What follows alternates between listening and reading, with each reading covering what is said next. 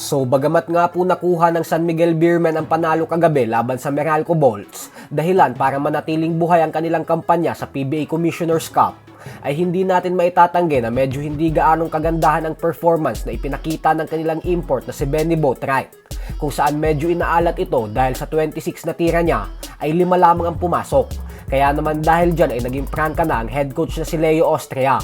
Ayon kay Coach Leo ay napansin niya umano kay Boatwright na masyado itong matamlay hindi lang sa mga games kundi maging sa mga daily practices nila. Baka daw dahil nag-a-adjust pa ito sa mainit na klima ng Pilipinas.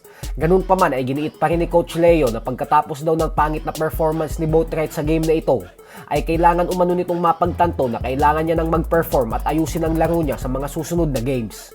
Lalo pat ang dalawang sunod na laro daw nila ay kailangan nilang manalo at hindi pwedeng matalo. Nang sa ganon ay makapag-advance umano sila sa quarterfinals. Ayon naman kay Benny ay part na daw ng basketball ang mga malas na araw. Bukod dyan ay nag-a-adjust pa daw siya sa mahabang playing time na binibigay sa kanya. Lalo pat halos 40 minutes daw siyang nasa loob ng court. Basta move on na umano siya sa pangit na performance kontra sa Meralco at balik ensayo na daw agad siya sa gym para maghanda sa susunod na game. Sa kabilang banda naman mga idol ay sa pakikipag-usap nga po ng PBA Moto Club sa former Ginebra bigman na si Alex Crisano ay hindi nito naiwasang maging prangka sa San Miguel Management nang dahil sa mali daw ang naging desisyon nito na hindi i-retire ang jersey ng two-time PBA season MVP and legend na si Danny Ildefonso. Giit ni Crisano na wala naman umanong problema sa pag-retire ng jersey ni Arwin Santos kasi deserving naman daw talaga ito at isa ding legendary player. Subalit ang mauna umanong i-retire ang jersey ni Santos kay Danny ay isang malaking pagkakamali. Hindi ni-retire yung jersey ni Daniel Ildefonso. What can you say about that? I mean, my reaction wasn't because they Arwin. It was just like, where's the homage? Where you paying homage? 2000 for me, not because I was there, but the fan base was way big. XJ, the fan base was way bigger. Even the first parang bago yung season, marami yung tao manood.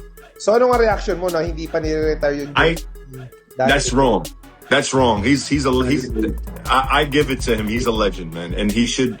Out of all the people, out of Olsen Rosella, Freddie Abuda, Danny Siegel, yes, he's a homegrown, and he should be respected as being his jersey retired hands down before anybody. And he didn't get it retired before Arwin Santos. I don't know, man. That's not right. I think Danny I should have had his jersey retired way before Arwin Santos. Way before.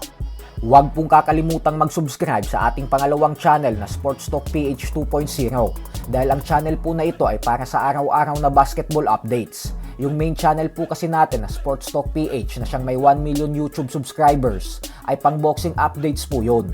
Maraming salamat po.